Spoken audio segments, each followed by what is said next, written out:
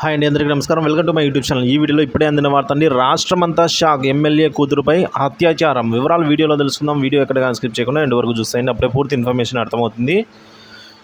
ఇంకా వివరాల్లోకి వెళ్ళినట్లయితే మొరాదాబాద్ జిల్లాకు చెందిన మాజీ ఎమ్మెల్యే కూతురిని మోసం చేసి ఓ వ్యక్తి కోట్లాది రూపాయలు లాక్కున్నాడని పోలీసులకు ఫిర్యాదు అందింది. 5 ఏళ్లుగా నిందితుడు తన ఆమె అసభ్యకరమైన ఫోటోలు చూపిస్తూ బ్లాక్మెయిల్ చేస్తున్నాడని, శారీరకంగా వేధిస్తున్నాడని అయితే బాధితురాలు ఆరోపించిందండి.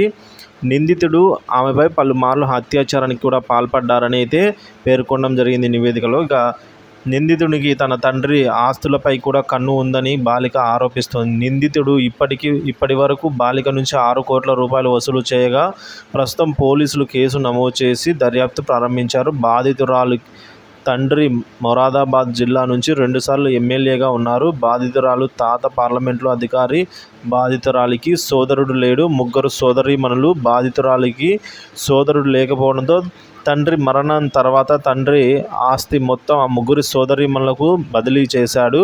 నిందితుడు బాలికకు మత్తుమందు కలిపి ఈ విధంగా శీతల పానీయం తాగించి తన తండ్రి ఆస్తిని లాక్కోవాలని చూస్తున్నాడని, అసభ్యకరమైన చిత్రాలు తీశాడని బాధితురాలు ఆరోపించింది. అప్పటి నుంచి నిందితుడు అతడిని బ్లాక్మెయిల్ చేస్తూనే ఉన్నాడని అయితే ఆరోపించింది. చూసారు కదా ఫ్రెండ్స్, ఈ విధంగా అయితే ఘోర సంఘటన చోటు చేసుకుంది. సో వీడియో నచ్చితే లైక్ చేయండి, షేర్ చేయండి. ఇలాంటి వీడియోస్ కోసం మన ఛానల్ సబ్స్క్రైబ్ చేసుకోండి. Thank you for watching this video.